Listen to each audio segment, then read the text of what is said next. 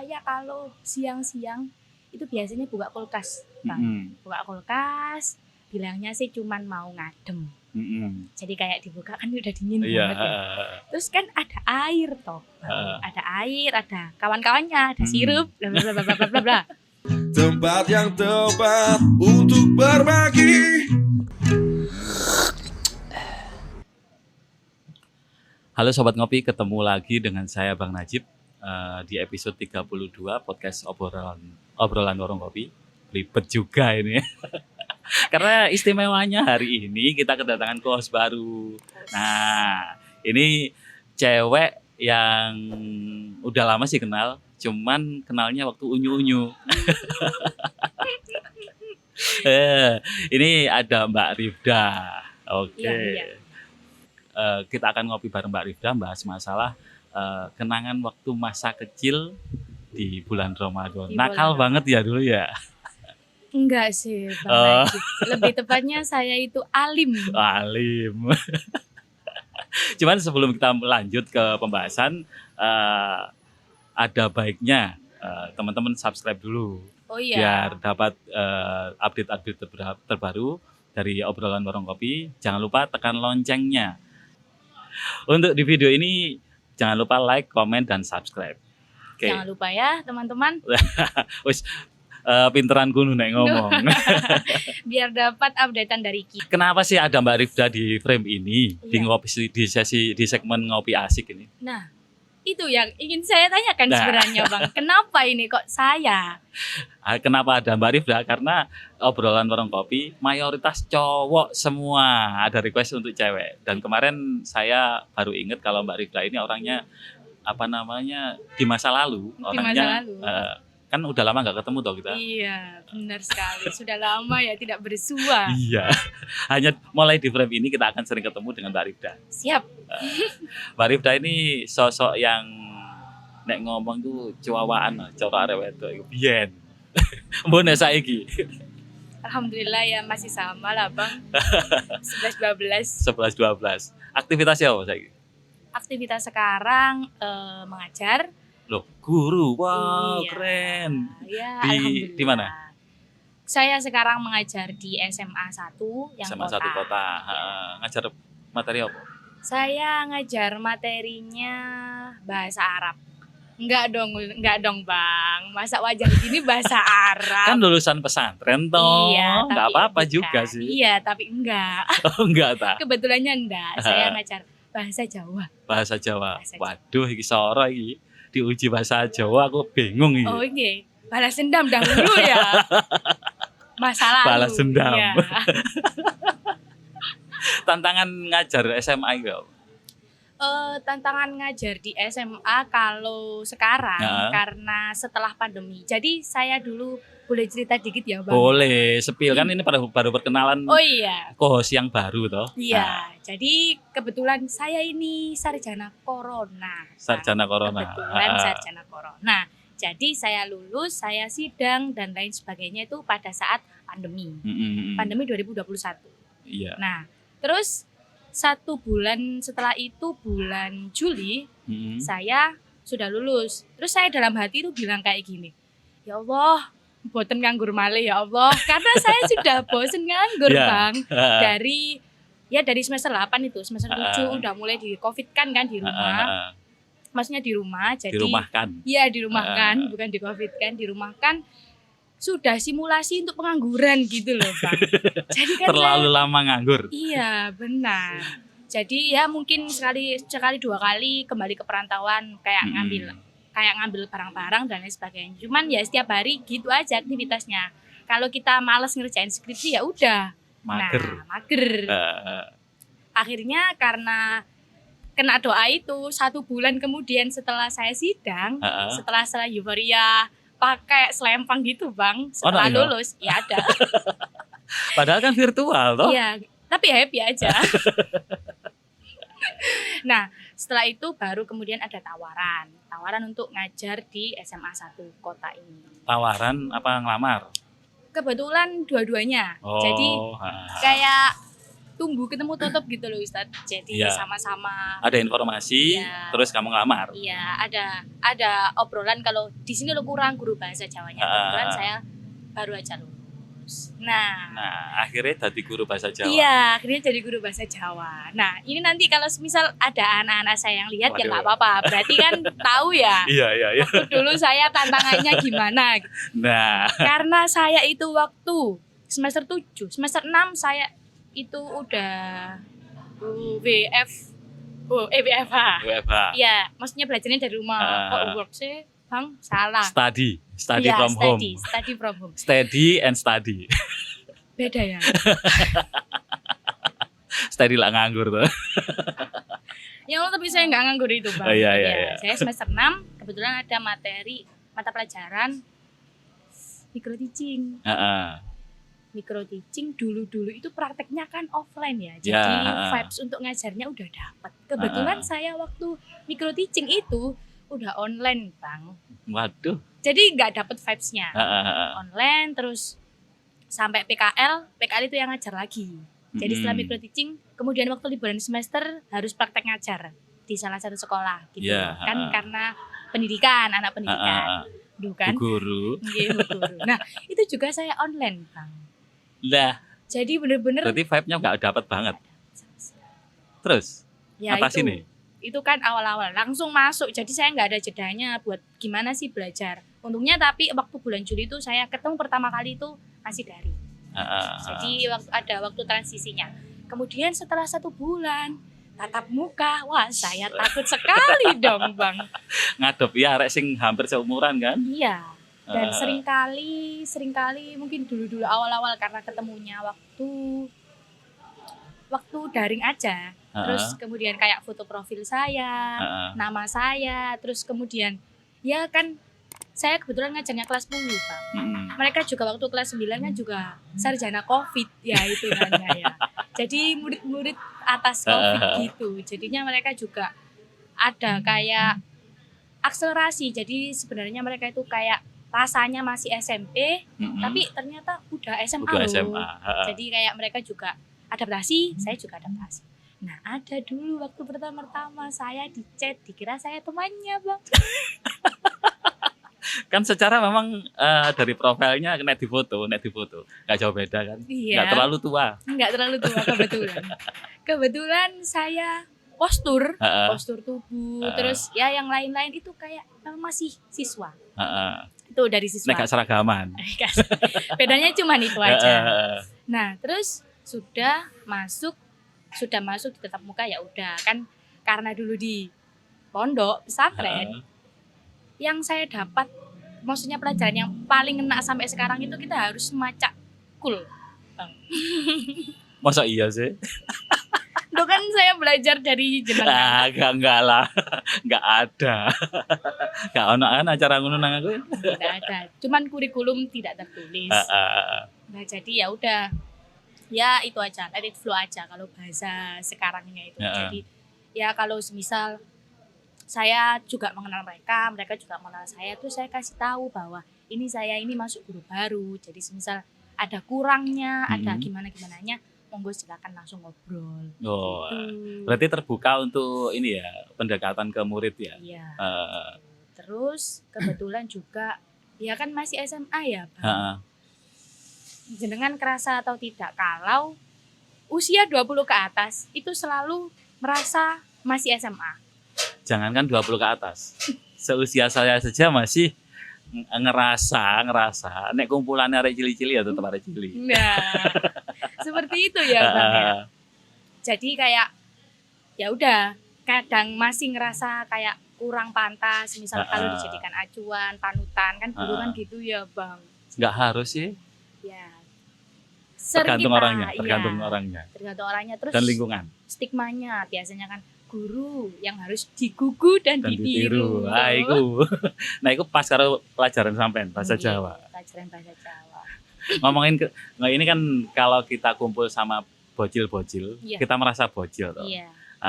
Tentunya ingatan kita nggak jauh-jauh dari sesi Ramadan di masa lalu. Iya. Nah, ini ada cerita menarik nggak ini? Katanya yang katanya alim itu ya Allah. Iya. Ini ceritanya mungkin yang gimana?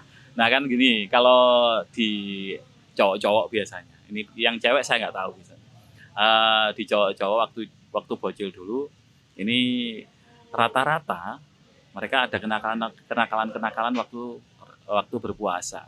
Contoh, ngomongi poso, sahur melok poso. Karena awan-awan panas kayak langsung kayak mangawan sak durung udan. Ya Allah. Mangan awan lak udan ya. Nggih. Sak durung udan panas ngentang-ngentang. Otomatis gorokan kan garing. Kate tuku ngombe iku gak enak. Mlebu nang jeding glogok sak glogok kurang rong glogok. Dan itu menarik. Mari ngono metu teko jeding ngomongnya poso maneh. Kembali lagi puasa. Iya. Jadi kalau sering-seringnya kalau sahur ya ikut sahur ya, Bang. Terus kalau pagi ya ikut cari sarapan. Loh ya enggak, kalau banyak orang. Banyak orang iya. itu kan. Nah, arek cilik-cilik kan enggak sampai segitu. Iya, enggak berani. Enggak berani. Nah, saya masuk anak kecil yang enggak berani Bang Najib. Mosok. Iya. Kan itu apa ya? Kan posisi menentukan prestasi. Iya. Kebetulan posisi rumah saya itu dekat dengan langgar musola. Oke, jadi yang saya rekam dari kecil yaitu aktivitas keagamaannya yang cukup kental baik di keluarga saya, dari bapak ataupun dari ibu saya. Nah, terus di sampingnya langgar itu ada TPQ. Nah, jadi kayak ya sama-sama plus agamisnya gitu loh, Bang. Tapi di suatu siang saya itu yang ngelak ya. Pengen minum. Tapi gimana nih biar saya tetap kelihatan puasa? Akhirnya saya dulu punya 2 cara. Yang satu masih diingat ibu saya, satunya nggak dilihat. Ditiru. Ya jangan ditiru. Disclaimer. Nah, terus yang pertama, yang ibu saya masih ingat sampai sekarang itu saya kalau siang-siang itu biasanya buka kulkas, Bang. Buka kulkas, bilangnya sih cuman mau ngadem.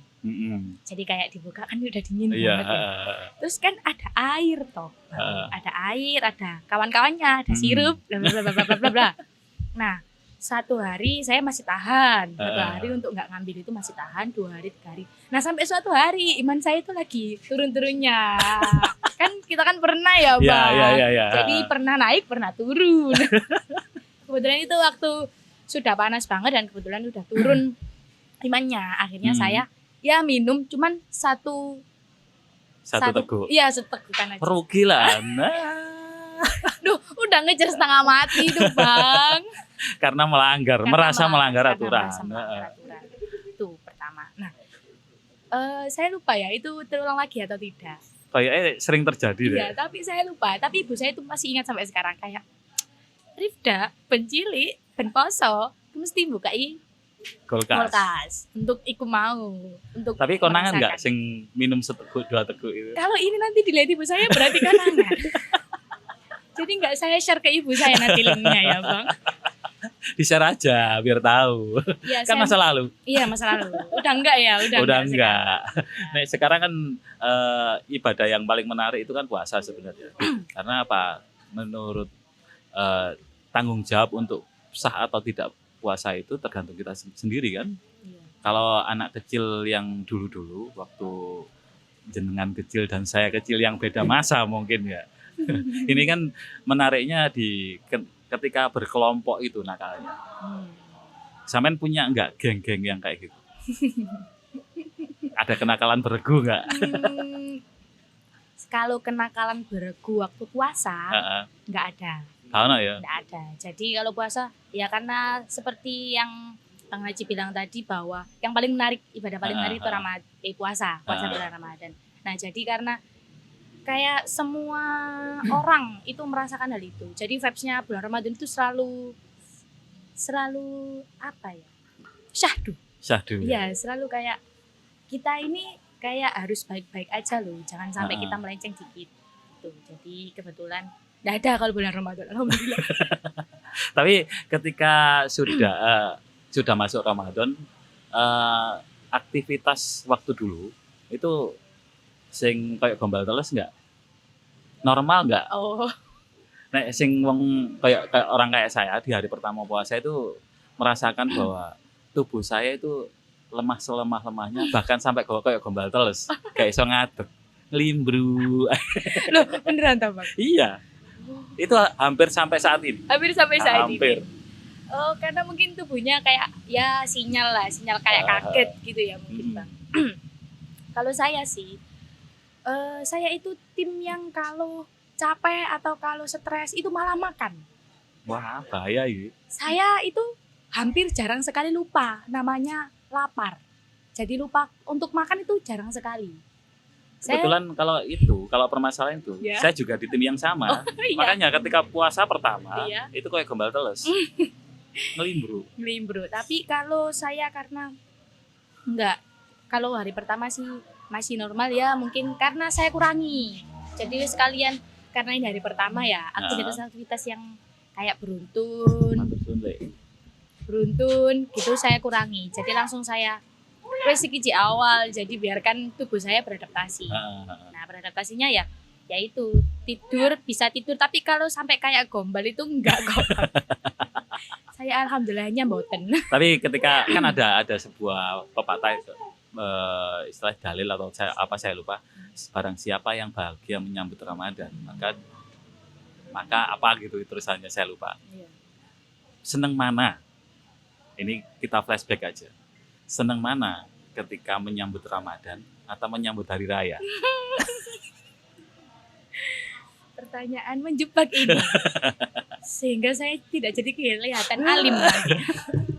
Ya kan gini, ceritanya kan barang siapa yang bahagia menyambut bulan Ramadan, kemudian ada terusannya ketika dia merasa kehilangan bulan Ramadan. Nah itu saya nggak tahu terusannya gitu. Iya, jadi Tapi kayak yang jelas akan dapat harus kebaikan. akan mendapatkan kebaikan. Kalau Samen di tim yang mana? Kalau Bang Najib di tim yang mana? Kalau saya sedih dengan kedatangan Ramadan karena nggak bisa makan toh. Iya. Normal manusiawi. Iya, manusiawi. Tapi ketika bulan puasa itu saya paling pantang untuk cheating ya. Pantang untuk membatalkan puasa walaupun sudah memenuhi syarat perjalanan, sakit yang parah, oke lah. Karena males nyaure. Iya. Saya juga. Tapi kalau sudah Ramadan mau habis, bahagianya itu seakan-akan ada kebahagiaan yang khusus. Kenapa? Karena waktu dulu ya, dapat baju baru, pakaian baru, sangune luwih akeh. Sempat ngalami nggak? Iya loh Bang. Kalau ini ya, karena bulan Ramadan itu kayak sakral. Saya kalau setiap bulan Ramadan ya ikut senang lah. Ikut senang. Ikut senang lah. Ya walaupun kayak kalau misal ada pertanda biasanya hilalnya belum kelihatan masih alhamdulillah. Bahagia yang sedikit semu. Iya, jadi kayak ya bahagialah. Nah, kalau dibilang bahagia mana antara datangnya bulan Ramadan sama datangnya Idul Fitri, itu sama-sama bahagianya. Diplomatis. Iya, padahal sih lebih seneng Idul Fitri. Karena itu kalau setiap Idul Fitri itu kan kita kayak sudah menuntaskan 30 hari gitu loh Bang. Ya kalau laki-laki. Ya. Kalau cewek kan jelas. Ya, kalau cewek kan nggak sampai 30 hari. Nah, itu bahagianya karena kita menang untuk melawan ya diri sendiri yang kayak tadi, misal imannya sedang turun atau nafsunya tinggi ini untuk makan dan gitu dan lain-lain sebagainya. Nah, karena sudah tuntas untuk mengerjakan itu semua dan saya juga tim yang kayak jenengan yang wes daripada aku kok ngijoli ganteni wis mending bagaimanapun kalau nggak sahur ataupun sedang nggak enaknya waktu puasa ya sudah dilanjutkan aja. Toh semua bareng puasanya. Iya, kan vibe-nya dapet. Iya, meskipun di luaran banyak yang tidak seperti itu, tapi kita vibe-nya mendingan puasa bareng-bareng daripada puasa sendirian. Benar sekali ya Allah. Kalau sendirian itu saya lebih sering mokelnya. Kalau misal kayak ada puasa sunnah gitu loh Bang. Itu saya sering mokelnya. Kalau aku sih gini, puasa sunnah itu non priority ya. Second choice. Second choice. Kalau lagi pengen. Iya, kalau lagi pengen aja. Kalau puasa Ramadan bagi saya sangat eman kalau ditinggalkan. Karena apa? Vibe-nya nggak dapat nanti di luar Ramadan. Bener. Terus kalau kayak gitu, jadinya kalau kemarin saya baca-baca ya, Bang. Jadi di otak kita itu ada namanya hormon dopamin. Apa itu? Hormon yang mengatur reward kita. Jadi kalau semisal kita setelah mengerjakan tugas atau kita setelah lari-lari, setelah olahraga, itu kita akan bilang pada diri kita, oh kamu sudah berhasil melaksanakan ini. Nah, hormon dopamin ini akhirnya membuat kita bahagia. Jadi, oh aku sudah mendapatkan ini, jadi aku berhak untuk, katakanlah untuk merayakan Idul Fitri. Nah, jadi hormon dopaminnya itu naiknya itu pas gitu loh. Dan ketika terakhir puasa biasanya lebih bersemangat kan? Lebih bersemangat sekali. Kayak, kenapa nggak dari awal Ramadan semangatnya? Karena kan gini, kalau di waktu kita masih kecil dulu, ini bakalan dapat sangu. Iya, penantian kita untuk mendapatkan barang-barang yang kita inginkan. Ya, cuan-cuan rupiah itu kan mulai bercucuran. Ya, walaupun kalau kita kecil ya masih dibawa orang tua ya. Iya sih, kadang ya tinta nemak barang. Ini tak gawa noe. Alasannya tak gawa anu cek gak hilang, padahal dia tinta no. Kan gak nggo tas kan gak no. Gitu. Ketika ini sampean untuk dapat angpau di hari raya Lebaran itu terakhir kapan? Atau masih dapat? Kalau dapat angpau yang semuanya, maksudnya yang secara kontinu itu SMP masih dapat. MTS lah. Rugi lah. Saya sampai lulus kuliah pun, sudah kerja pun, karena di keluarga saya kan ini, di keluarga besar saya, selagi kamu masih bujang, kamu masih dapat sangu. Nah, itu sistem yang dipakai keluarga saya dari bapak saya. Jadi yang nggak secara kontinu, yang maksudnya sampai sekarang ya, insya Allah nanti masih dapat ya yang bulan ini, yang tahun ini ya Bang. Tahun depan juga insya Allah masih dapat. Belum rencana berarti. Belum. Nggak tahu lagi, tapi kalau ibu saya. Nah itu masih dapat, cuman ya dari keluarga inti aja. Jadi dari ayah ibu, Pak Le Bule dan lain-lainnya. Cuman dan lainnya udah nggak dianggap kecil. Rugi ya. Karena yang kita nantikan waktu Lebaran itu kan memang salah satunya kebersamaan. Dan tentunya sangu-sangu itu mah. Tidak diganggu gugat lagi kalau itu. Oke, ngalor ngidul ngomongin tentang kenangan masa lalu dengan host baru kita Mbak Rifda. Final statement untuk penonton. Untuk penonton. Final statementnya tentang Ramadan. Iya. Ya. Final statementnya karena di bulan Ramadan ini semuanya dilipat gandakan. Jadi yang baik juga dilipat gandakan, pahalanya yang buruk juga dilipat gandakan. Nah, ini mengingatkan diri saya dan teman-teman yang menonton dan menikmati ini, kalau kita mau melakukan kebaikan, niat saja kan sudah dicatat. Sedangkan kalau kita mau melaksanakan keburukan, Allah masih menunggu sampai alas talan tenono. Nah, jadi saran saya kalau di bulan Ramadan diempat dulu, ditahan dulu. Jadi kita lebih baik menolehnya di kebaikannya saja. Ya, keburukannya nanti aja di luar Ramadan. Wah, susah gitu. Wah, penggiringan opini. Kan kayak gitu. Akhirnya. Tapi keren. Istilahnya apa namanya? Kita tadi serasa bertemu sama dai kondang ya. Kata-kata bijaknya. Ya, okay. Alhamdulillah. Makasih Mbak Rifda hadir di podcast saya, dan jangan sungkan, jangan merasa keberatan. Nanti hadir lagi di segmen Ngopi Asik bareng saya, Bang Najib, di 2 minggu sekali kayaknya tayangnya. Siap ya? Insyaallah. Untuk menemani penonton muda-muda. Siap.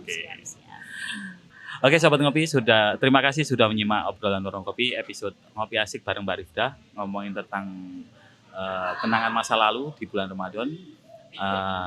Sebelum saya closing, jangan lupa subscribe, like, dan komen di channel obrolan Warung Kopi, dan jangan lupa nyalakan loncengnya untuk mendapatkan update-update terbaru dari kita. Jangan lupa ya kawan-kawan. Oke, makasih Mbak Rifda. Ya, sama-sama Bang Najib. Saya Bang Najib undur diri dari obrolan warung kopi sesi ini. Sesi. Sampai jumpa di episode berikutnya. Obrolan asik di warung kopi, tak pandang pangkat atau profesi. Obrolan asik menginspirasi, tempat yang tepat untuk berbagi.